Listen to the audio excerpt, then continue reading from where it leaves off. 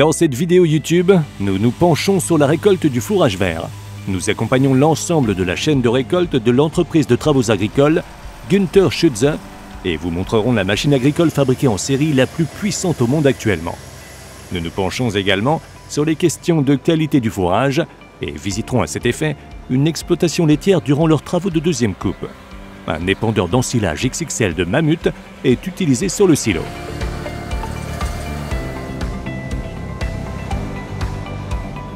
Nous suivons une journée entière le travail de l'équipe de Günther Schütze sur deux champs situés dans l'Altmark, au nord de Magdebourg, en Saxe-Anhalt. Nous avons également l'occasion de filmer la nouvelle Krone Big M 450 qui est venue renforcer la flotte de l'entreprise agricole cette année.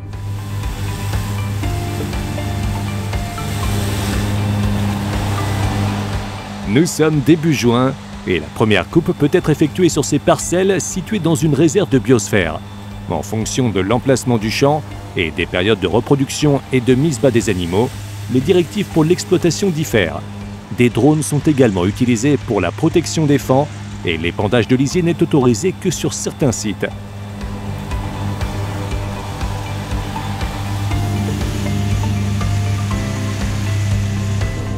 La Big M offre une largeur de travail de 9,90 mètres. Chaque année, l'automotrice doit faucher jusqu'à 2500 hectares pour Günther Schütze.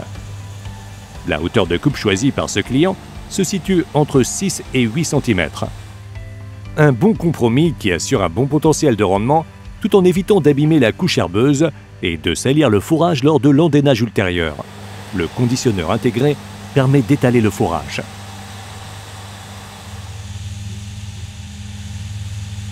En raison de l'exploitation plutôt extensive de cette surface et de la maturité très avancée de la culture, le temps de fanage est négligeable.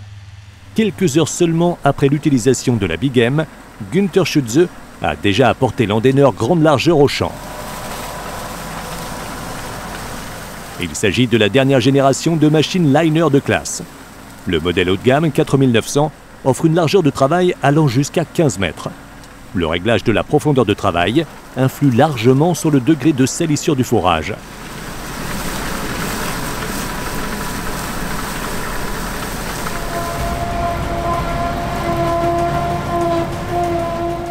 Peu après, l'équipe de récolte se met également en mouvement. La Big X 1180 Krone a été fabriquée en 2020 et avec ses 1156 chevaux, c'est actuellement la machine agricole la plus puissante construite en série dans le monde. Son domaine de prédilection est donc avant tout la récolte du maïs, avec un bec cueilleur à 14 rangs. Mais Günther Schütze envoie aussi volontiers l'ensileuse chez les clients qui souhaitent une hauteur de coupe particulièrement courte.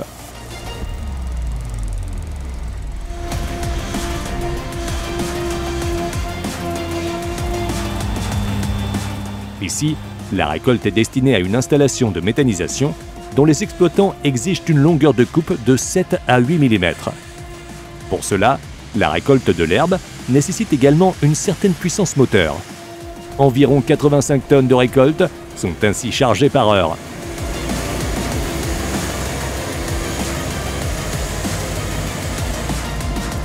La flotte de véhicules de Günther Schütze comprend 12 tracteurs, 4 camions agricoles, 2 automoteurs à lisier, 4 moissonneuses-batteuses et 4 ensileuses. Les récoltes de fourrage vert et de maïs représentent environ 40% du chiffre d'affaires de l'entreprise. Une autre équipe de récolte travaille aujourd'hui sur la récolte en deuxième coupe d'un autre agriculteur. À la ferme du client, le nouvel épandeur d'ensilage à tambour, Silofox Colosse de Mammut, commence son premier jour de travail. Son nom ne ment pas, avec un diamètre de tambour de 1,48 m et une largeur de 2,90 m, c'est le plus grand épandeur à tambour actuellement disponible sur le marché. Attelé aux classes Xerion, le Silofox Colosse doit ici faire ses preuves. Les bennes apportent entre 60 et 80 tonnes de récolte par heure au silo.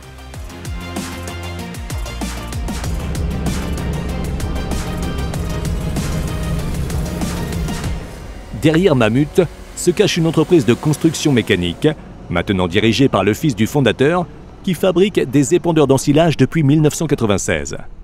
Elle fabrique également d'autres outils de dessilage, notamment des pinces et griffes à silo.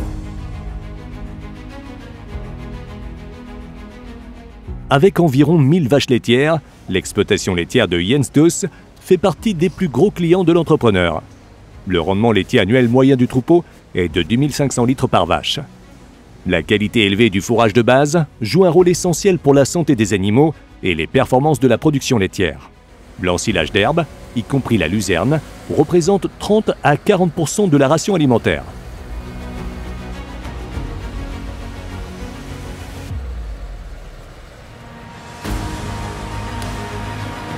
À l'exploitation laitière douce, le fourrage vert est récolté jusqu'à 4 fois par an.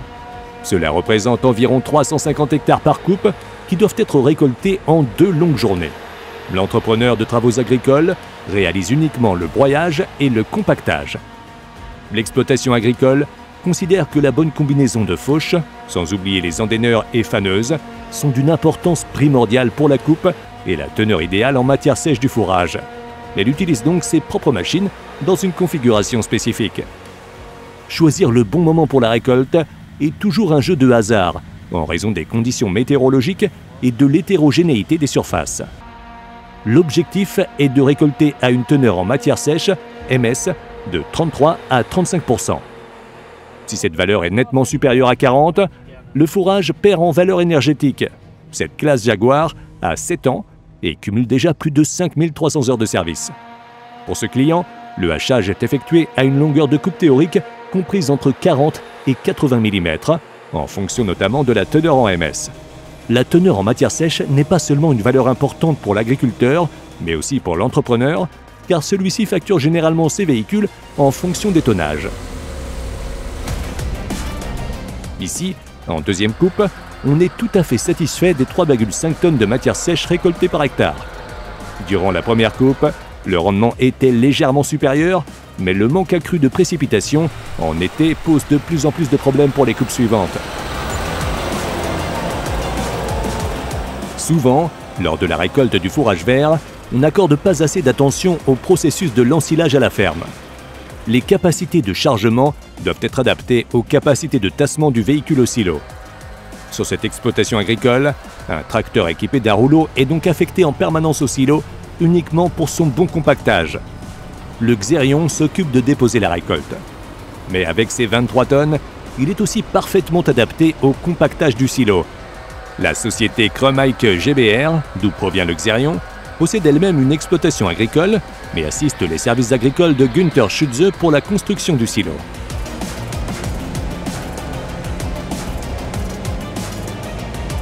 L'épandeur d'ensilage Silofox Colosse de Mammut atteint une largeur de travail allant jusqu'à 3,70 m grâce à sa plage de rotation de 40 cm vers la droite et la gauche.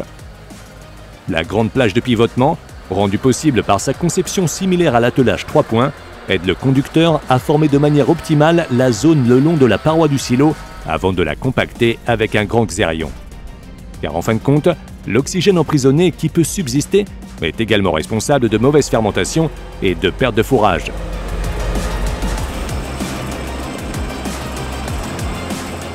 Les remorques d'ensilage de Günther Schütze sont presque majoritairement utilisées sans rouleau doseur.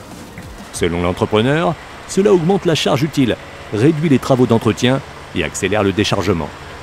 Le Silofox Colosse étale maintenant le fourrage en couches fines et régulières. Sur notre chaîne YouTube, vous trouverez de nombreuses autres vidéos de récolte en Europe et dans le monde. Vous trouverez plus d'informations sur les machines Mammut sur leur site internet. Pour plus d'informations sur les services agricoles de Günther Schütze, consultez leur page Facebook. Retrouvez tous nos documentaires indépendants sur l'agriculture du monde entier à l'adresse www.farmworld.tv.